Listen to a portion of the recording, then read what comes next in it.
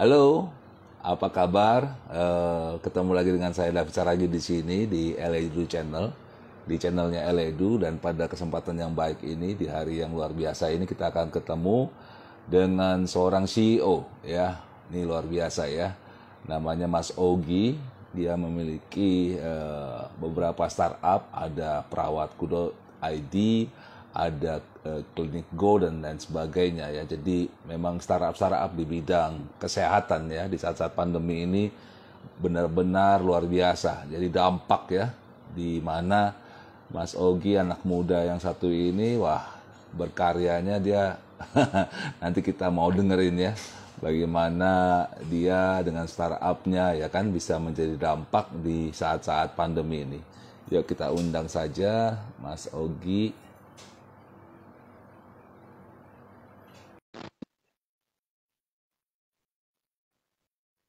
Oke, kita udah undang.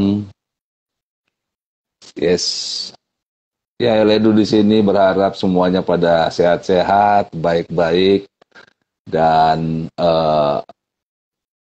walaupun berita mengatakan ada varian baru dan seterusnya, ya stay healthy, ya kan tetap jaga jarak, ya kan tetap eh, terus memakai masker, ya kan, lalu juga setiap daripada kita semuanya tetap sehat dan kuat ya harus ya walaupun mungkin ada pembatasan aktivitas namun terus berkarya terus berbuat sesuatu yang dahsyat ya. Oke, kita masih menunggu. Oke, bentar.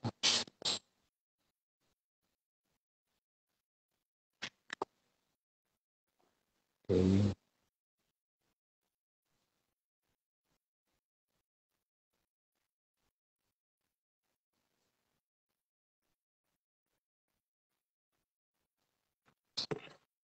Halo, apa kabar? Oh, baik Pak David, baik Apa Pak. kabar? Woi, mantap Mas Ogi, sehat ya? Sehat, Alhamdulillah. Iya, Maaf agak telat Pak 5 menit. it's okay, it's okay. Ini apa namanya?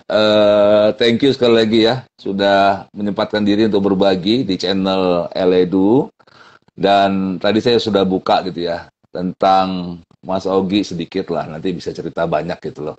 Terutama di mana di bidang kesehatan ya, startup-startup yang dimiliki oleh Mas Ogi tadi ada perawatku.id ya kan, terus ada Klinik Go dan lain sebagainya. Nah, boleh nih satu-satu. Silakan ini Mas Ogi bisa kayaknya nggak cukup nih Ya, 1 jam nih kalau nyampein. Tapi boleh kita ngobrol-ngobrol santai aja. Silakan Mas Ogi. ya, ya. Oke, thank you Pak David. Ya, baik mungkin salam kenal semuanya. Saya Ogi, saya co-founder and CEO directly sekarang di Klinik Dulu, tapi former di Perawatku ya. And basically kita what we are doing ya, we are di health tech industry. uh, karena ini specifically mungkin di channelnya perawatku, mungkin saya lebih banyak nanti cerita di role ya sebagai di perawatku. Jadi Ya. what we are doing in perawatku ya basically kita sebutnya kita health hunter company. So we Hmm. are health hunter company for healthcare, and we Hmm. said that we are the health hunter ya. Jadi kita secara konvensional kita melakukan penyaluran terhadap tenaga kesehatan yang Oke. kita mulai dari perawat, terus sekarang mulai scaling ke bidan dan ada dokter juga. Hmm. Dan kita udah we have running this company dari 2017 basically. Ya. Terus 2018 we get investment from UMG Idea Lab. Oke. Jadi part of one of the company that invested di grupnya WMG gitu ya. And then Ya. kita di 2020 what we are doing di 2020 cukup masif. Ya. Kita banyak bantu pandemic, for this Hmm. case bantu via government juga di Kemenkes. Oke. untuk support apa namanya di 2020 kita support trias model gitu. Jadi kayak Hmm. teleconsult accompanied by nurse gitu ya. Iya. Terus 2021 kita apa support vaksin center di beberapa vaksin center. Wow. Iya. Dan juga 2022 ini kayaknya masih di mostly di vaksin center ya, Iya. Iya. vaksin center karena ada booster. Terus juga case-nya dari datanya makin naik gitu ya. Jadi awareness-nya juga harus kita tingkatin lagi dari program-program kita, dari konten-konten yang kita apa blasting di apa media-media kita gitu, channel-channel media kita. Terus currently aktif untuk melakukan apa webinar juga gitu ya, Iya. untuk nge-engage mitra-mitra dan juga perawat-perawat baru, Iya. fokus learners gitu ya, and midwife juga untuk apa namanya memperbaharui untuk mengupskill mereka. Dan juga Hmm. dengan webinar-webinar ini mereka juga karena kan tenaga kesehatan tuh diwajibkan ya untuk mengikuti webinar-webinar Iya. ber-SKP untuk memperbaharui STR mereka gitu. Oke. Jadi apa namanya yang kita lakukan, yang kita aktif melakukan itu untuk engage dengan mereka. Terus juga apa namanya kita juga dengan apa strategi on demand kita punya, si perawat-perawatnya yang apa namanya yang part time untuk jadi on demand pun Hmm. mereka kita upayakan untuk bisa sejahtera gitu ya. Iya. Iya. Dalam Iya. arti dapat income tambahan lah untuk join di sebagai mitra di perawatku Oke. gitu. Mantap, mantap. Mas Ogi, cerita dong, waktu asal muasal perawatku itu lahir kapan, ya kan? Terus tuh Ya, kenapa? Ya mungkin pasti ada why-nya ya, why membangun perawatku gitu kan ya. ya, Terus, ya. coba deh cerita deh. Ini seru nih karena ada beberapa pertanyaan juga, tapi nanti kita mau jawab satu-satu ya. Tapi saya mau tanya dulu sama Mas Ogi nih. Why ya, waktu itu membangun perawatku dan kapan dan bagaimana? Ayo, silakan. Ya, yuk Pak David. Jadi kita mulai di 2017 tadi ya, as I mentioned. Hmm. Jadi waktu itu apa I have also my co-founder Mbak Tri, Ya, yang sebelumnya memang backgroundnya perawat ya. Kalau saya kan memang bukan kesehatan sebenarnya backgroundnya gitu ya. oke.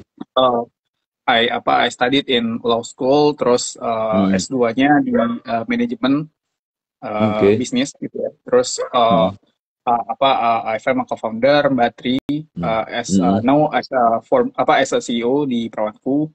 Hmm. Terus what we are doing, kita bantu gimana caranya perawat yang sudah lulus untuk bisa dapat bekerja sebagai Hmm. mitra home care, atau pada saat itu Oke. fokusnya di elderly care lah, elderly dan baby Hmm. care. Hmm. Terus itu kita lakuin sampai di 2019 Hmm. karena the market is quite challenging ya di Indonesia. Maksudnya kita nggak bisa directly untuk melakukan home care karena regulasinya untuk melakukan home care itu harus berdasarkan Vaskes.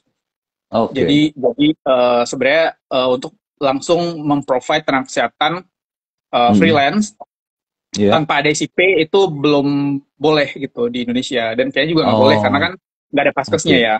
Iya, iya, iya. Jadi yang sekarang kita lakukan pun sebenarnya kita berdasarkan Vaskes, jadi ada kerjasama dengan Vaskes-Vaskes yang jadi mitra gitulah.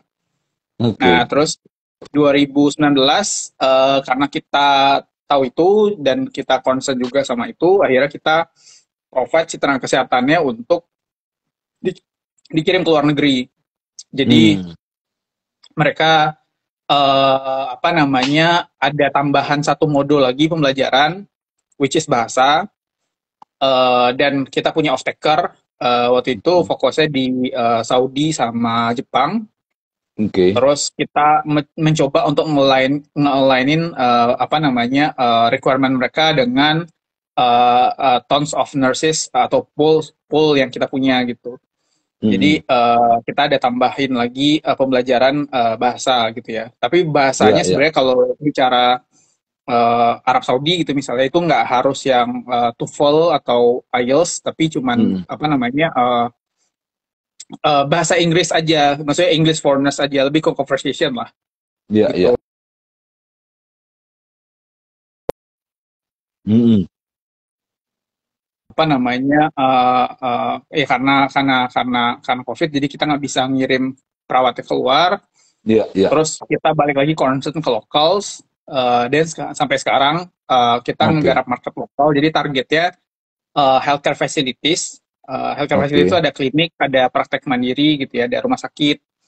Iya, iya, iya. Terus tapi yang kita apa mau sasar ataupun yang memang requestnya paling banyak itu lebih ke health tech company Health. ya. Jadi kayak Oke. telemedicine gitu ya. Iya, Eh, iya, iya. Terus beberapa health tech company lain yang memang mereka ada kebutuhan untuk nge-outsource dalam hal ini apa namanya tenaga kesehatannya gitu.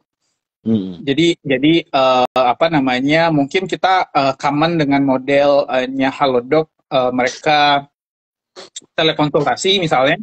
Mm-mm. Terus which is Halodoc was one our client ya. Jadi kita Oke. provide tenaga kesehatan perawat untuk drive-thru-nya Halodoc untuk melakukan swab Oh, yes, gitu. yes, yes. Terus juga kita ada program sama Klik Dokter untuk buat Mm. rumah isolasi Mm-mm. tahun lalu. Jadi Yes. mereka punya rumah isolasi buat pasien COVID. Nah itu perawat yang standby itu dari perawatku gitu. Jadi Oke. tapi yang sebenarnya goals yang kita akan lakukan sebenarnya adalah kita akan provide home care API, di mana apa namanya telemedicine company ini kalau Mm-mm. mereka bisa tebus obat dengan dikirimkan link dari dokternya gitu ya, Iya. hopefully nanti dokternya juga bisa mengirimkan link untuk mengorder layanan home care. Oke. Jadi jadi apa si dokternya bisa merekomendasikan kalau misalnya ada data tambahan yang dibutuhkan, misalnya Mm-mm. mereka harus dicek tensinya, harus dicek gula Mm-mm. darahnya gitu ya, harus dicek kolesterolnya, atau mungkin harus di swab gitu ya. Iya, iya, iya. Nah itu mereka apa direkomendasikan oleh dokternya, terus perawatnya datang ke rumah untuk melakukan itu Yes, yes, gitu. yes. Jadi kita akan ada connect dengan beberapa telemedicine dalam pipeline kita. Cuman yang Iya. kita lakukan sekarang ya kita masih mengabsorb melakukan itu dengan apa namanya MVP kita dengan semi manual gitu ya. Mm. Tapi nextnya kita akan ke arah situ gitu. Iya. Ini juga apa barusan ya atau saya mendengar kan dari Pak Presiden juga bilang bagaimana telemedicine ini ya di saat-saat pandemi ini jadi tulang punggung gitu ya. Jadi apa namanya yang bisa di saat ada gejala apa-apa ya kan itu bisa pakai apa menghubungi itu ya. Jadi kalau dibilang bahwa kombinasi antara startup di bidang health ini gitu ya dengan adanya pandemi ini bukan satu kebetulan ya, Mas ya. Jadi bisa apa ya, walaupun usia startupnya masih muda gitu ya, tapi benar-benar di saat-saat pandemi ini, wah bisa jadi apa? Jadi ujung tombak menjadi tulang punggung. Ya benar ya, Mas Ogi ya. Ya, benar-benar Pak David. Jadi Hmm, apa ya? Karena juga mungkin karena apa kita ya kita pada dasarnya senang kolaborasi ya.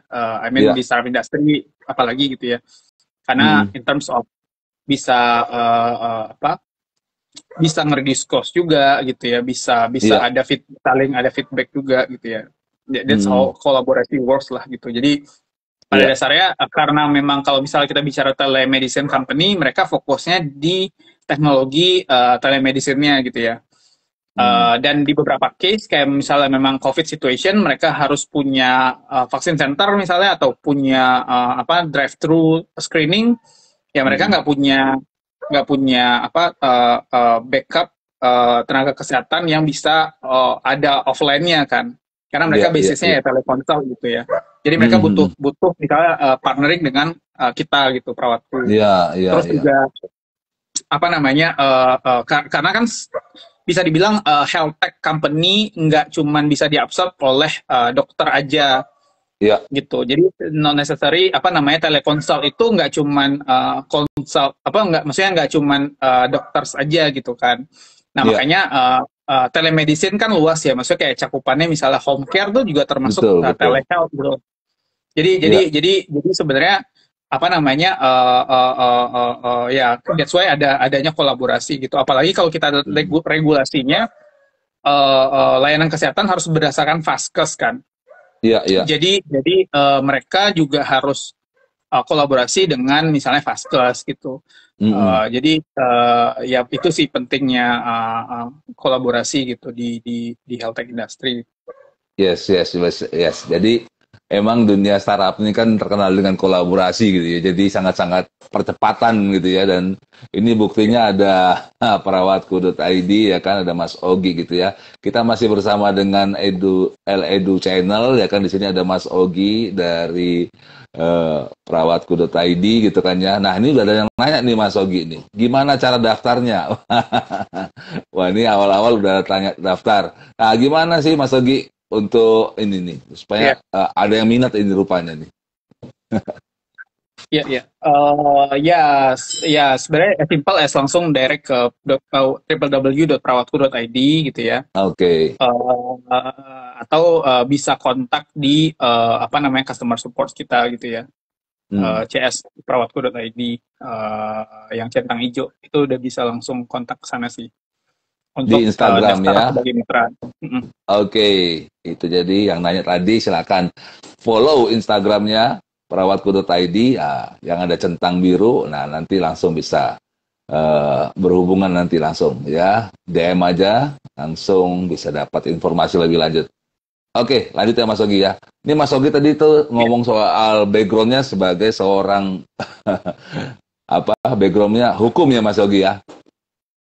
iya, iya, saya S1-nya hukum, Mbak. Benar-benar. Nah ini ada juga nih kemarin-kemarin tuh yang nanya gitu kan ya. Ketika apa namanya, ini anak-anak muda nih juga yang jadi apa namanya pertanyaannya itu adalah ketika di awal-awal mungkin mereka ambil satu jurusan ilmu gitu ya, tapi dalam perjalanan waktu gitu kan, ini harus rupanya bukan ke situ gitu kan ya. Nah, ini ada contohnya Mas Ogi gitu kan ya. Nah, tiba-tiba dia masuk ke dunia health ya health. Itu gimana tuh Mas Ogi? Apakah memang sudah punya perencanaan dari awal ya kan? Ini kita mau sharing buat anak-anak muda nih. Silakan. Oh iya, oke. Ya mungkin kalau diceritain story-nya, sebenarnya saya di apa namanya di akun Instagram pribadi waktu itu sempat nge-highlight lah Ya. apa namanya soal story ya. Kalau dibilang apa namanya tiba-tiba masuk ke tech company, sebenarnya Mm-mm. nggak juga karena dari sekolah gitu ya. Iya. Mungkin bisa dibilang privilege juga gitu ya karena apa namanya ya saya punya computers yang Mm-mm. mungkin speknya memadai gitu ya. Iya. Terus saya punya teman juga yang punya warnet gitu. Jadi Oh, pada saat oke. itu kita punya inisiatif kita bikin website. Mm-mm. Ya waktu itu karena kita suka musik, jadi kita bikin website musik. Mm-mm. Terus kita monetize website tersebut Mm-mm. dengan pay to click. Kalau yang sangkatan sama saya tuh tau lah pay to click tuh jadi kayak kalau kita Mm-mm. download free music atau free files gitu ya, itu kan Oke. ada yang bikin kita nunggu 3 detik. Mm-mm. Terus selama 3 detik itu ada iklan-iklan di situ gitu. Atau pas kita klik, Oke. kayaknya sekarang masih ada gitu ya. Oke, oke. Atau pas kita klik directly linknya itu Ah. nge-link ke hal yang lain dulu. Terus setelah Oh, 2 kali diklik baru file aslinya ke download gitu. iya, Nah iya, itu iya, pay to iya. click. Jadi itu kayak semacam links yang di embed di download link itu. Jadi ada Betul. 2 link atau 3 link dulu sebelum kita dapat itu. Ya kita download for free kan. Iya, iya. Jadi si website-nya dapat apa ya, dapat itu gitu. Nah Mm-mm. itu receh sih. Maksudnya kita dapat tuh cuma 0,0001 dolar gitu. Dan itu Mm-mm. di escrow ke PayPal, bikin PayPal juga susah kan pada saat itu. Terus Iya, iya. nggak bisa ditarik juga uangnya. Jadi Hmm. ya we do it for fun aja. Maksudnya dapat duitnya kita beliin Hmm. belanjain barang di eBay gitu-gitulah. Hmm. Itu waktu waktu SMA tuh kebetulan teman saya punya warnet, terus dia juga Hmm. kondisinya dia apa namanya dia stroke gitu, jadi dia Hmm. nggak bisa dia fokus lah gitu. Ya kita juga nggak ada yang lakuin gitu ya, jadi kayak ya udah kita ngerjain itu. Ya, Terus ya. terus abis itu ya kuliah kuliah sih ya Hmm. standar ya, maksudnya mungkin yang relate sama teknologi ya, karena saya kuliah di hukum saya aktif Hmm. untuk ngerjain beberapa poster poster aksi gitu ya, Ya. apa namanya ya poster aksi apa segala macem, dan itu tuh kayak open submission gitulah, jadi kayak bikin poster untuk ikut competition di change.org, di KPK, di apa segala macem gitu. Dan informasinya kan pada saat itu juga internet belum terlalu masif gitu ya, Ya, ya. jadi lumayan lumayan struggle lah gitu, maksudnya cari informasi, upload dokumen apa segala macem. Nah, karena ketertarikan di apa namanya apa di desain industri, atau mungkin Hmm. lebih tepatnya sih saya bilangnya saya bukan desainer tapi saya bisa pakai Photoshop aja. Jadi saya Oke. bisa pakai Photoshop sebagai tools untuk menyampaikan beberapa pemikiran-pemikiran lah gitu ya. Yang kalau sekarang mungkin istilah desain komunikasi visual gitu kan. Tapi saya berangkatnya juga bukan dari di kafe kan sebenarnya gitu. Nah, Ya, terus ya. setelah wisuda, kebetulan saya kuliah fully backup by scholarship dari Hmm. salah satunya yang terakhir dari Bank Indonesia gitu ya. Hmm. Terus di BI itu kebetulan mereka butuh apa namanya konsultan lah di bidang kreatif gitu. Hmm. Menangkap graphic designers juga. Jadi ya saya ngerjain beberapa beberapa apa namanya beberapa apa presentasi-presentasi mereka, report-report mereka, infografis gitu-gitu. Hmm. Hmm. And then dikontrak, Hmm. terus terus setelah 1 tahun ngerjain itu saya juga agak boring juga karena ya gitu-gitu aja kerjaannya gitu kan. Terus sampai waktu itu saya lihat ada open hiring, jadi open hiring Hmm. di Telkom, tapi jalur Oke. masuknya itu via startup. Jadi kita bikin startup, masuk Hmm. Telkom. Sekarang udah nggak ada sih. Namanya program waktu itu Sosio Digi Leader gitu. Oke. Nah, terus ya in short apa namanya saya cari tandem orang yang Hmm. punya ide, kebetulan di kesehatan. Jadi sebenarnya startup pertama saya juga kesehatan gitu ya di 2015. Hmm. Terus saya tandem dia, saya bantuin beberapa hal untuk setup MVP-nya gitu ya, Hmm. termasuk Hmm. branding-brandingnya apa segala macem.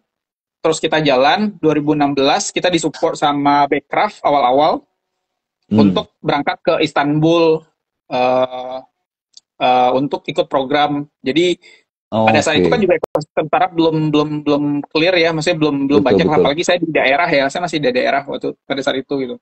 Hmm. Terus karena nggak banyak support system, pas ke Istanbul, wah kayaknya menarik nih gitu startup industri gitu kan. Hmm. Terus balik lagi ke Indonesia, saya nyari program-program yang mirip-mirip untuk bisa dapat advice dan Ya. mentor dari luar. Saya ikut Hmm. Seed Star World waktu itu. Hmm. Terus juga dapat 7 besar juga, tapi nggak berangkat ke Swiss.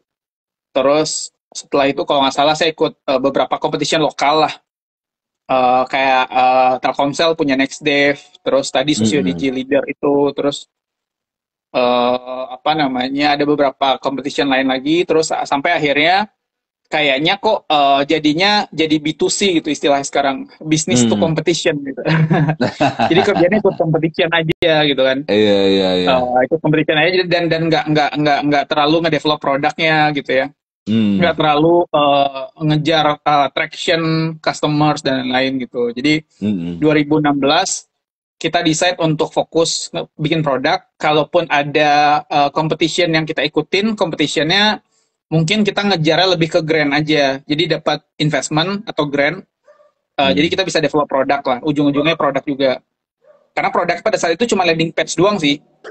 Oh. Nggak ada apa-apa gitu. Tapi nggak salah juga karena kan MVP juga bisa jadi landing page sebenarnya. Iya, Terus iya. Ya udah, habis itu 2017 dapat 2018 dapat investment, ya pasti lebih fokus lagi. And then sampai sekarang sih jadinya di kesehatan gitu. Karena dari Hmm. awal emang kesehatan, terus sempat ngerjain di luar kesehatan, tapi nggak fokus juga. Ya cuman buat kompetisi aja pada saat itu. Terus habis itu kesehatan lagi. Sampai sekarang dapat partners di kesehatan juga. Terus aktif di asosiasi kesehatan juga. Dan jadinya emang udah hampir 6 tahun lebih di kesehatan. Mm-mm. Dan sebenarnya kalau ditanya personal, kebetulan 2015, ya 2015, ayah saya meninggal gitu ya. Dan Hmm. saya lihat sebenarnya problemnya di kesehatan itu juga cukup kompleks karena beliau pada saat itu diagnosanya diabetes. Oke. Terus sepertinya kok layanan di rumah sakit itu tidak bisa comply, maksudnya dengan pasien yang kayak diabetes, stroke gitu-gitu ya. Karena kan Mm. rumah sakit memang buat rawat inap gitu ya. Tapi yang kayak Iya. gitu-gitu kan sebenarnya butuh perawatan yang rutin, tapi nggak harus di Hmm. rumah sakit. Karena kan di rumah sakit ada beban lain kan, Iya, iya. beban dari melihat kondisi sekitar. Terus namanya juga Betul, rumah sakit betul. kan Iya, environment-nya nggak enak gitu ya. betul, betul. Jadi ya Mm-mm. kita melihat kayaknya ada di mana ada problem di situ, kayaknya ada solusi harusnya gitu ya. Yes, Jadi yes, yes. berangkat dari situ sih kalau dari experience pribadinya gitu ya. Gitu sih Pak Mantap, David. mantap. Yes, ini anak-anak muda nih yang nonton ya. Jadi bukan artinya ketika salah gitu ya dalam apa namanya memilih jurusan, tapi seperjalanan waktu gitu kan ya, sama seperti Mas Ogi gitu kan. Dia enjoy, dia banyak berapa namanya mencoba gitu kan ya, bahkan nggak tanggung-tanggung sampai ke luar negeri gitu kan ya, dan berhasil ya kan, dan terus sekarang malah menjadi apa hal yang kita tadi dengar ya di awal bagaimana bidang kesehatan ini di saat pandemi hampir 2 tahun ini jadi berkat banget gitu ya.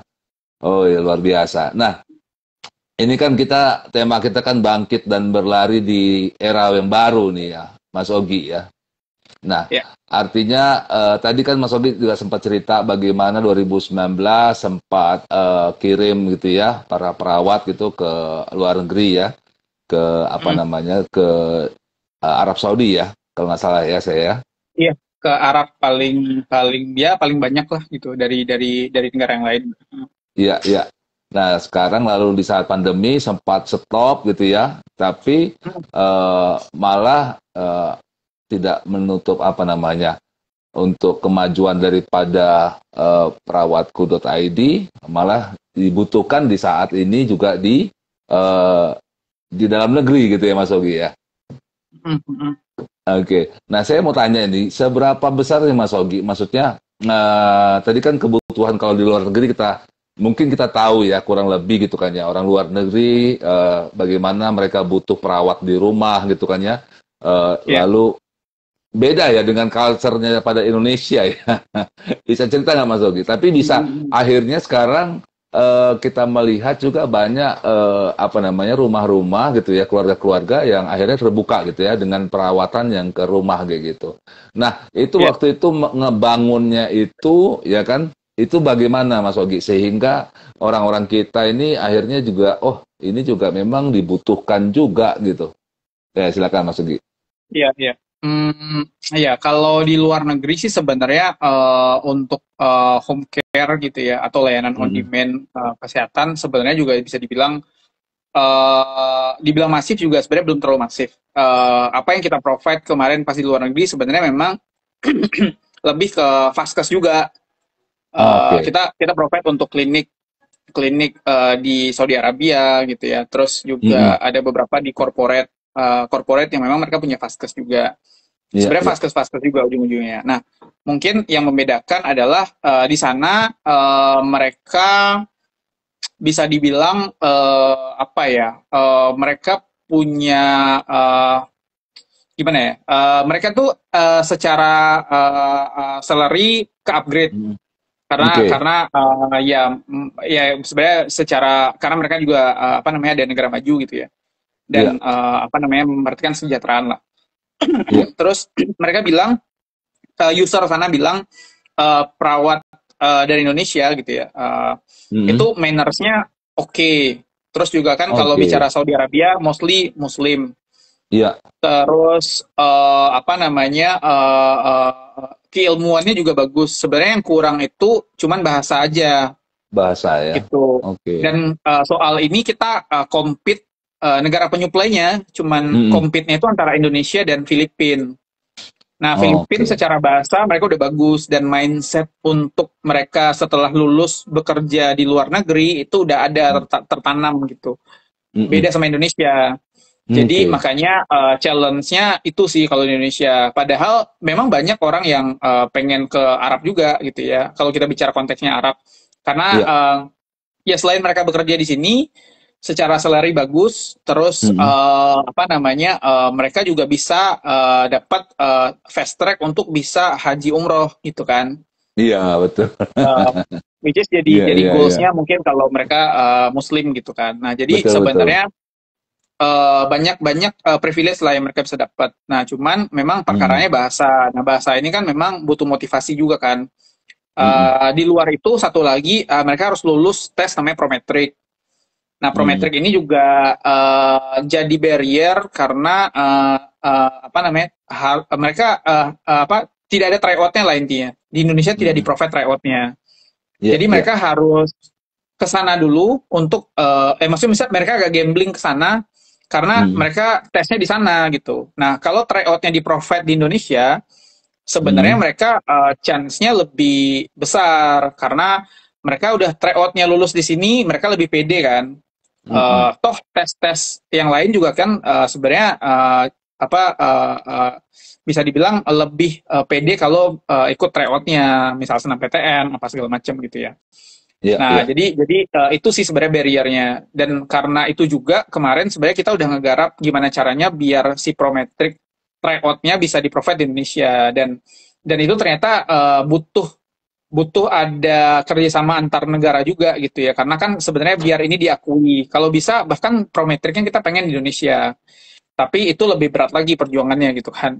Nah tapi karena Mm. berdasarkan itu kita ngelihat sebenarnya di Indonesia juga sebenarnya cukup bisa adaptif dengan itu, karena apa contohnya pas COVID ya, pas COVID kita Iya. lihat case-nya misalnya, ini kan yang nge-disrupt ini kan sebenarnya juga salah satunya, bukan salah satunya sih, justru emang COVID yang nge-disrupt gitu ya, bukan Iya, yang iya, iya. nge-disrupt, disruption di health tech itu bukan CEO, CTO, tapi COVID-19 gitu, another Iya, C iya. gitu. Mm. Nah, si COVID ini membuat gimana caranya klinik itu jadi base, I mean misalnya klinik gigi, mereka mereka ya klinik gigi gitu kan, tapi pas Mm. di COVID mereka mereka butuh layanan COVID service kan, Iya, jadi add-on kan sebenarnya gitu. betul, betul. Jadi mereka masa mereka harus hire perawat satu untuk standby Mm-mm. untuk melakukan layanan COVID gitu kan, kan jadi apa, maksudnya jadi nambah kos kan. Iya, Nah iya. gimana kalau skemanya dibalik, kalau kalau demand-nya ada, Mm-mm. pasiennya ada, baru kita apa namanya, baru kita pesan perawatnya. Jadi kalau sebenarnya skema ini udah common di dokter ya. Jadi kan kalau dokter misalnya di klinik, beberapa klinik-klinik kecil atau dokter-dokter yang memang apa demand-nya tinggi gitu ya. Iya. Kan kan si rumah sakit itu atau vaskes itu menerapkan skema gimana, di mana dokter itu cuman bisa datang kalau apa namanya, pasiennya memenuhi kuota, misal 10 orang dan Iya. di hari Rabu gitu misalnya. Nah, kalau nggak Mm. 10 orang dan bukan di hari Rabu, dokternya nggak ada di situ Mm. gitu. Nah, sebenarnya sama halnya kayak perawat. Iya, Apa iya. jadi kayak misalnya, oh ternyata yang rame itu misalnya di hari Selasa dan Kamis gitu, atau Mm-mm. ini pasiennya cuman ada proyeknya di hari Rabu gitu misalnya. Ya hari Rabu aja perawatnya apa namanya, punya tugas gitu. Di hari-hari lain mah nggak usah standby gitu. Iya, iya. Di hari lain dia bisa cari tempat lain untuk apa, menerapkan ilmunya atau bekerja gitu ya. Nah dengan begitu apa, kliniknya efisien, perawatnya juga apa namanya kerjanya bisa optimal gitu. Dan dengan skema begitu perawat-perawat kita yang mostly perawat gendernya adalah perempuan, terus mereka juga apa setelah kuliah biasanya 2-3 tahun berkeluarga gitu ya. Dan mungkin ada yang memutuskan untuk resign jadi fokus menjaga apa anak gitu ya. Nah, Iya. itu bisa dapat income yang sama dengan temannya mereka yang full time di rumah sakit atau klinik. Wow. Yes, Jadi yes. mereka Hmm. bisa mengambil layanan di mana mereka pengen ambil atau Hmm. mereka free-nya di kapan gitu kan. Hmm. Jadi Fleksibel jadi banget ya. iya, jadi ya itu prinsipnya on demand kan sebenarnya Hmm. gitu. Iya, iya. Jadi sekarang udah nggak ada barrier lagi di mana mereka harus kerja apa namanya shift-shiftan. Mm-mm. Apalagi shift malam tuh mungkin teman-teman perawat di sini paling ini ya paling concern ya shift Iya, iya, malam iya. nggak tidur gitu kan. Jadi Iya. mereka bisa ambil waktu di mana mereka free time, mereka bisa ambil layanan. Kalaupun Hmm. mereka nggak ambil ya nggak apa-apa juga gitu kan. Hmm. Gitu sih. Dan apa namanya masih untuk di Indonesia sendiri itu masih besar sekali itunya ya kebutuhannya ya Mas Ogi ya. Iya, iya. Jadi di Indonesia market cap-nya itu kita Mm-mm. lihat dari market cap pertumbuhan spending di healthcare ya. Itu kayaknya Iya, sampai 4,7 billion gitu ya. iya. Terus setelah itu pertumbuhan jumlah mitra atau supply perawatnya. Karena Hmm. perawat itu kampus kesehatan, perawat terutama keperawatan gitu ya. Iya, Itu keperawatan. sekarang itu udah moratorium. Jadi moratorium tidak ada lagi kampus baru karena oversupply kan. Iya, iya. Makanya karena oversupply dan negara lain butuh, makanya kita jadi bisa kirim demand-nya keluar. Karena Hmm. pertumbuhan vaskesnya tidak secepat pertumbuhan supply perawatnya. Oke. Jadi supply vaskesnya kalau mungkin perbandingannya di dokter 4/10.000, which is dokternya masih kurang gitu ya Mm-mm. dengan jumlah pasiennya. Kalau perawat justru sebenarnya bisa dibilang 1/3 apa kalau nggak salah. Jadi jumlahnya itu sebenarnya equals lah, hampir hampir mendekati equals. Tapi kan itu perbandingan perawat dengan pasiennya kan. Dan Betul. pasien kan, maksudnya perawat apa namanya mindsetnya mereka bekerja di vaskes terus nih. Hmm. Jadi apa namanya ya itu makanya jadinya nggak compete lah. Kalau misalnya program misalnya salah satunya misalnya di Jakarta gitu ya, satu Hmm. perawat satu kecamatan. Nah, sebenarnya kan harusnya ada satu apa namanya satu praktek mandiri yang dibuka oleh perawat kan. Tapi kan kita Iya. jarang melihat perawat tuh buka praktek mandiri. Biasanya tuh Hmm. dokter kalau nggak di daerah-daerah tuh seringnya bidan. Iya, iya, iya. Nah, itu jadi juga sebenarnya jadi apa namanya jadi satu barrier juga. Sebenarnya perawat tuh mereka bisa buka praktek mandiri walaupun terbatas di beberapa layanan. Tapi Mm-mm. salah satu layanan yang cukup market cap-nya cukup besar sebenarnya layanan perawatan luka atau wound care. Nah, Perawatan di mana luka. perawatan luka. Nah, di mana sebenarnya kalau kita Oke. lihat apa namanya datanya di Indonesia Mm-mm. memang paling banyak juga penyakitnya itu diabetes kan. Which is Iya. diabetes relate ke wound care juga gitu. Jadi sebenarnya harusnya yang digencarkan itu Mm-mm. adalah gimana caranya perawat tuh bisa bisa mandiri Mm-mm. dengan buka praktek mandiri gitu. Jadi in terms Hmm. of mereka bekerja dengan home care, mereka Mm-mm. juga sebenarnya punya kapabilitas untuk bisa buka praktek mandiri. Nah, itu juga salah satu plan yang akan kita execute apa namanya di perawatku gitu. Wow, wow, wow, menarik nih, wah luar biasa nih. Jadi buat teman-teman yang baru join ya kan nanti bisa juga dilihat lagi ya. Ini bagus banget ini, banyak sekali yang kita dapat ya tentang perawatku.id gitu ya bersama dengan CEO-nya Mas Ogi ya kan. Dan bagaimana, wah luar biasa ya. Saya juga baru dengar tuh ya. Wah, bahwa perawat bisa juga untuk membuka tempat sendiri ya kan dan juga di Indonesia ya terutama itu kebutuhannya sangat-sangat besar ya, terutama tadi ya untuk perawat luka gitu ya. Oke, oke, Ya, oke. Ya, masih bersama dengan Eledu di sini, di channel Eledu, ya kan? Saya dengan David, ya. Di mana Eledu ini kita company startup bisnis, ya kita di karakter builder application, dan saat ini ya kita sedang ngebangun sebuah aplikasi dan bagaimana mengedukasi, gitu ya, mengedukasi khususnya kepada karakter, ya kan?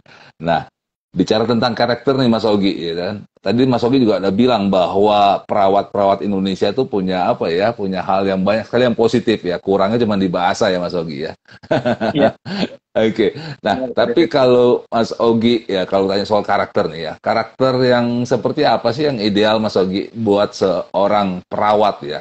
Ini mungkin ini banyak juga yang nonton nih para calon-calon perawat gitu ya. Jadi perawat-perawat apa nih yang Mas Ogi lihat gitu kan ya, yang wah ketika dirawat ya pasien itu sangat happy gitu ya. Mungkin boleh dibocorin nih Mas Ogi, karakter-karakter seperti apa yang diincer gitu oleh para pasien-pasien atas perawatnya.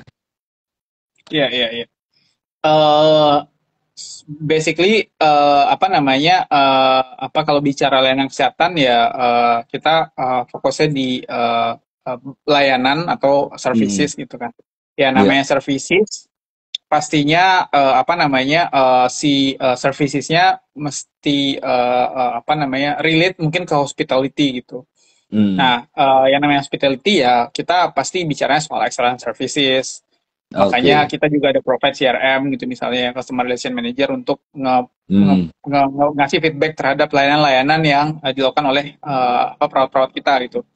iya, Nah, iya, iya. apa namanya, si kalau bicara tadi soal karakternya, Hmm, yang pasti mereka customer centric ya. Jadi hmm, mengedepankan apa namanya kepuasan atau kenyamanan si pasiennya gitu. Dalam hal ini juga hmm, sebenarnya kita selalu tekankan apa namanya ke perawat-perawat mitra kita karena itu yang membuat pasien tersebut mau recurring kan dengan kita dan pada dasarnya uh, uh, uh, apa gimana caranya juga buat si mitra-mitranya itu punya added value yang mereka kasih ke customers mereka atau pasiennya mereka.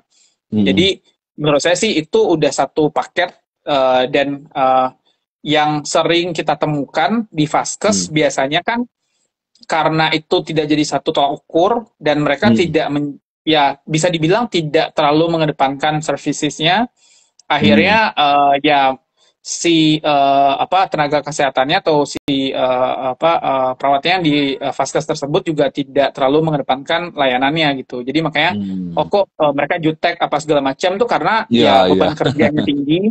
Karena beban Betul, betul. kerjanya tinggi itu satu ya. Hmm, Yang kedua hmm, ya karena itu nggak jadi tolak ukur gitu. Nggak jadi tolak ukur di hmm, mana sebenarnya yang diprioritaskan adalah apa namanya layanannya bukan mereka bisa serve pasien berapa banyak gitu. Ya kalau misalnya udah hmm. mencapai certain numbers harusnya ya jumlah perawatnya ditambah dong Iya, gitu iya, kan. iya. Kita aja Hmm, yang apa kita udah punya hitungan sendiri misalnya di satu vaksin center gitu misalnya itu satu perawat itu bisa nge-serve berapa orang. Nah, itu kita nggak hmm. bisa paksain lebih dari itu karena pasti akan berpengaruh terhadap apa namanya customers feedbacknya kan Iya, itu iya, iya, effort iya, kerja iya. bukan kerja segala macam gitu. Nah jadi mau gimana Hmm, pun itu yang jadi apa namanya concern. Terus juga etika, terus hmm, juga kita ada modul juga untuk public speaking for healthcare gitu ya. Itu hmm, ada modulnya juga. Jadi gimana caranya biar penyampaian dari si tenaga kesehatan ini ke pasiennya itu bisa bisa apa bisa terkesannya mereka care dan memang sebenarnya mereka care gitu kadang-kadang mereka tidak hmm, bisa menyampaikan aja jadi akhirnya mereka terlihat tidak care atau karena beban hmm. kerjanya berat segala macem gitu kan Iya, ya iya, perawat iya. juga kan manusia gitu ya Betul, jadi betul, betul. mereka juga pasti apa namanya tapi kalau itu udah jadi part of the SOP ya Hmm, mereka udah pasti akan mengedepankan itu gitu itu iya, sih iya, iya. Apalagi kalau misalkan ya kita tahu lah ya kalau orang sakit itu kan pasti bawaannya minta diperhatiin, ya kan, Ya, khawatir, takut, ya kan, maunya ya, buru-buru, cepet-cepet gitu ya. Padahal ya, benar. apa namanya perawatnya juga ya kita tahu load kerjanya juga banyak ya kan, nggak hanya memegang satu pasien gitu ya. Tapi ini menarik lah, menarik banget gitu ya, bahwa apa namanya tadi disampaikan sama Mas Ogi gitu kan, ya perawat juga manusia ya. Nah, bagaimana nih Mas Ogi untuk mengedukasi mereka nih? Saya juga melihat sih apa namanya beberapa ya dari perawat Kudut.id ini ya. Nah, memberikan edukasi gitu kan ya. Ini masih online atau offline gitu memberikan edukasinya gitu Mas Ogi. Dan apa aja yang paling tadi ada sempat tadi ya disampaikan tadi mungkin ada mungkin beberapa hal mungkin yang apa wajib gitu buat para Ya. perawat-perawat ini mengikuti edukasi dari perawat Kulit ID ini. Ya, kita aktif, terutama 2022 ini ya, kita mau aktif bikin webinar ber-SKP harapannya. Jadi, tadi Hmm. SKP itu gunanya buat memperbaharui STR mereka. Jadi, Hmm. apa namanya, mereka harus mencapai sejumlah poin yang Oke. tiap webinar tuh diberikan poin lah intinya gitu. Nah, Oke. jadi webinar itu kita provide, Hmm. sebisa mungkin kita provide for free. Jadi Hmm. nggak bayar webinarnya. Terus Iya. di situ nanti kita akan set gimana caranya pemateri-pematerinya relate lah dengan kondisi tenaga kesehatan sekarang gitu ya. Mungkin Hmm. temanya lebih ke digitalisasi. Terus Hmm. misalnya gimana caranya biar tenaga kesehatan yang punya praktek apa yang ia bekerja di Vaskes bisa memaksimalkan fungsi mereka di Vaskes gitu-gitu. Jadi Hmm. apa namanya ya bukan webinar-webinar yang mainstream lah kayak gitu. Terus apa namanya ya itu beberapa hal yang kita lakukan. Terus juga kita ada recurring konten juga yang bisa diakses. Itu on Hmm. process. Hmm. Apa namanya. Terus juga kita mulai aktif untuk memberikan edukasi ke beberapa perawat kita. Walaupun beberapa konteksnya masih beberapa perawat mitra yang join dengan kita. Jadi Hmm. kayak pentingnya apa namanya mengedukasi pasien karena saya lupa istilahnya apa tapi di keperawatan itu ada semacam istilah yang sebenarnya mereka itu sebagai apa namanya quote unquote yang mengedukasi pasien gitu ya.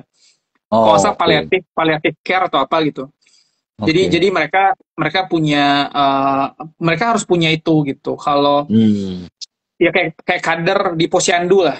Mereka ibu-ibu Oke. yang memberikan edukasi kan terkait Hmm. apa namanya kesehatan ibu atau ibu anak gitu. Nah, perawat Hmm. tuh juga melakukan hal itu gitu. Mungkin nggak cuma perawat Ya, ya, ya. tapi semua tenaga kesehatan. Tapi perawat yang paling intas lah. Di rumah sakit juga yang day to day mengupdate pasien apa segala macam kan perawat ya. Ya. Ya, makanya kita bilang perawat itu sebenarnya sebagai last miles lah. Itu yang paling visible untuk bisa melakukan atau mendekat dengan masyarakat ataupun pasien. Karena secara jumlah mereka paling banyak. Hmm. Terus mereka juga secara apa ya? Karena jumlahnya banyak, supply and demand gitu ya, hukum supply and demand. Jadi mereka paling visible untuk datang ke masyarakat dan Ya. cost-nya paling affordable gitu. Karena kan kalau Hmm. kita bicara dokter harus ke rumah, udah pasti cost-nya besar gitu ya. Nah, kalau kalau kita bicara nurse ke rumah itu paling affordable lah gitu. Dan Hmm. apa ya affordable buat semua ya win-win buat semua, buat perawatnya oke, buat apa namanya buat pasiennya juga oke gitu. Jadi Hmm. win-win sih gitu. Yes, wah mantap, mantap, mantap. Yes, keren, keren. Ya, jadi sekali lagi buat rekan-rekan yang baru join, ini bersama dengan Mas Ogi ya, CEO dari Perawatku.id, ya kan tadi, waduh panjang lebar kita cerita apa hal-hal tentang Perawatku.id dan juga yang lain-lain ya kan nanti kalau terlewat silakan nanti nonton kembali di channel Eledu ya ini Eledu Nation ya kan bisa nanti disaksikan kembali ya videonya ini. Nah, lalu ada tadi sempat tadi yang namanya Klinik Go. Boleh sounding sedikit, Mas Ogi. Klinik Go itu apa ya? Oh iya. Ha. Jadi kita tahu tadi kalau misalnya tenaga kesehatan tuh nggak bisa datang ke rumah directly Hmm. karena mereka apa namanya in terms of mereka cuma punya STR tidak punya SIP gitu kan. Mm-mm. Yang kedua, mereka mungkin fresh grade aja gitu, jadi belum pernah Mm-mm. ke pasien. Nah, makanya dua hal tersebut kita punya inisiatif untuk bikin produk namanya Clinic Go. Nah, basically apa Oke. yang dilakukan Clinic Go, kita engage dengan mitra-mitra klinik sih. Sebenarnya sederhana itu. Gimana Hmm. caranya kita bilang kita O2O aggregator, jadi offline to online aggregator, di mana kita Online to offline. Oke. engage dengan beberapa healthcare facilities, terutama Oke. rural atau grassroots healthcare facilities, praktek mandiri dan klinik pratama yang kategorinya sebenarnya kayak small medium enterprise tapi di bidang kesehatan gitu. Jadi klinik kecil, praktek mandiri yang mereka sebenarnya punya layanan bagus, cuman karena lokasi, misalnya Mm-mm. lokasi mereka masuk gang apa segala macam, jadi mereka nggak Mm-mm. ter-highlight,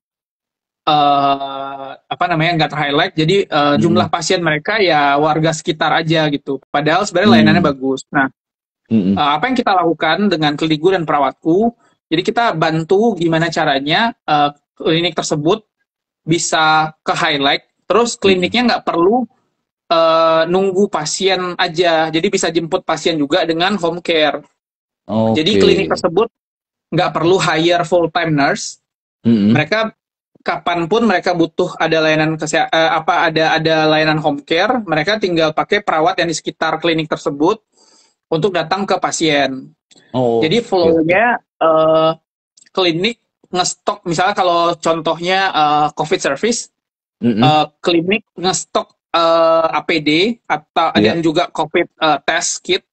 iya. Terus perawatnya datang ke klinik, ambil test kit tersebut, Mm-mm. datang ke rumah pasien, nge-swab, Iya. terus balik lagi ke klinik untuk naruh sampel swabnya, dan Mm. nanti kliniknya mengeluarkan surat di email ke pasiennya. Pasien tersebut. Oke, Dan wah menarik ya. Mm-mm. perawat juga nggak perlu stok alat apa segala macam karena alatnya diambil dari klinik Di klinik partnersnya gitu. tersebut. Oke, oke. Wow, ini sangat-sangat membantu betul ya kan, baik terhadap Ya, kliniknya, baik itu terhadap perawatnya dan juga pada pasiennya kan. Wah, ini harus di-follow juga. Ada Instagramnya ya, Mas Ogi ya? ada Mbak David, klinikku @klinikku. Oke, itu jangan lupa ya kan, di-follow juga ya, perawatku.id dan juga Klinik Go tadi. Oke, ini nggak terasa nih Mas Ogi, ngobrol-ngobrol udah 1 jam. Waduh, thank you sekali lagi loh Mas Ogi. Ini malam-malam ya kan digangguin. Ya, Bisa sama-sama Pak David. udah lama ketemu, udah hampir 2 tahun lebih kita ya sebelum pandemi Iya, nih. benar. Kapan-kapan kalau udah mereda kita bisa kopi-kopi darat nanti nih Mas Ogi. Siap, siap. Boleh, boleh Oke, Pak David. mungkin terakhir nih Mas Ogi, ini kan tema kita kan berlari apa bangkit dan berlari ya kembali di apa namanya era yang baru gitu kan. Kita tahu sekarang ini kan sesudah pandemi ya sebelum pandemi lalu terpuruk di saat pandemi dan sekarang sudah after pandemi kita mau lari lagi. Nah, boleh nih Mas Ogi kata-kata terakhir dari Mas Ogi ya khususnya mungkin untuk para calon-calon perawat atau siapa aja lah yang nonton gitu Iya, iya. di channel kita ini. Silakan. Iya, jadi sebenarnya sih apa namanya, being entrepreneurs itu nggak gampang ya sebenarnya. Maksudnya yang saya Hmm. jalani, walaupun tadi punya experience beberapa, terus bahkan fieldnya juga bukan field saya juga gitu ya. Hmm. Dan sepertinya during COVID nih blessing in disguise gitu ya. Ya. Kayaknya seksi gitu kan. Tapi sebenarnya enggak juga kalau emang si foundersnya atau si orangnya itu nggak bisa adapt gitu, atau Hmm. nggak melihat momentumnya juga gitu. Karena Hmm. kita misalnya bukan ini apa, kita misalnya kalau kita rely dengan kita ngirim ke luar negeri aja, COVID kita nggak bisa ngapa-ngapain gitu kan. Jadi Iya. stuck. Terus misalnya klinik kalau misalnya sebelumnya provide klinik gigi, terus tiba-tiba COVID, dia nggak tahu ngambil stok alat COVID test di mana, SOP Iya. COVID test gimana gitu kan, terus cara Iya. dapetin pasiennya gimana, itu juga mereka nggak bisa ngapa-ngapain gitu. Jadi, Hmm. dan banyak yang kayak gitu. Jadi nggak semua klinik bisa nge-serve COVID test kan. Dan kalau mereka nggak nge-serve COVID test di zaman COVID kayak sekarang, mereka mau handle revenue dari mana? Orang malas juga ke Betul, klinik gitu kan. betul, betul. Jadi hal-hal itu yang relate mungkin sama judul hari ini karena Mm-mm. ya perkara kita bisa realize sama sesuatu terus bangkit dan berlari gitu ya. Ya. Itu nggak semua orang juga bisa sih. Jadi apa Mm. namanya? Jadi ya itu jadi challenge-nya adalah gimana caranya kita bisa melihat situasi terus motivasi itu jadi salah satu yang nge-trigger. Mm-mm. Cuman the other things adalah kita juga mesti realize sama apa yang kita lakukan, gimana caranya bisa kita, kalau di startup mungkin istilah pivoting gitu ya, Mm-mm. eh, bisa adapt dengan kondisi dan ya bisa riding the wave lah gitu. Jadi toh misalnya kayak Traveloka aja sekarang jadi misalnya main di Hell juga ya, Traveloka Hell Iya, gitu-gitu. betul, betul, betul. Jadi ya ya shifting itu biasa sih dan pivoting juga biasa gitu. Asal memang Yes. execution-nya jadi satu concern dan parameter gitu sih. Wow, thank you Mas Ogi. Ini udah, waduh, nggak berasa ya. Thank you banget lah. Jadi berkah nih buat para yang hadir ya kan, maupun nanti yang menontonnya di channel Eledu gitu kan ya. Sekali lagi, thank you Mas Ogi udah Thank you Pak David. sharing-sharing dari awal tadi ya, harapannya yang menonton ya bisa mengambil ya kan. Saya yakin itu banyak sekali tadi yang di-sharingkan ya, dan biarlah setiap kita ini yang benar-benar ya di saatnya untuk bangkit ya sesudah pandemi ini di 2022 dan kita siap untuk berlari. Oke. Selamat malam Mas Ogi. Ya, Salam malam Pak hormat. David. Yo, sampai Ya, ketemu lagi sama-sama ya. Pak David. Yo, Sampai ketemu silakan. Pak. Yo, mari. Ya, Oke, bye. thank you, Mas. Yes, itu dia dengan Ogi tadi ya, CEO dan founder daripada perawatku.id. Kita banyak belajar ya hari ini, malam hari ini ya. Bagaimana juga yang tadi disampaikan sepertinya gitu kan ya, di bisnis kesehatan tadi itu di saat lalu ada pandemi gitu kan ya. Wah, ini bisa dapat keuntungan yang besar. Wah, belum tentu juga ya. Nah, ini pandai-pandailah seorang CEO atau seorang founder ya kan melihat momentum lalu melakukan pivot ya, atau melakukan sebuah inovasi ya kan, atau improvement di saat ini sehingga kita bisa memang pas gitu ya dengan momentum, dan kita bisa tepat gitu ya mengambil kesempatan itu. Oke, terima kasih. Bersama saya David Saragi di sini dengan channel LA Donation. Sampai ketemu, keep on growing and never give up. Sampai ketemu lagi. Sampai jumpa. Ciao.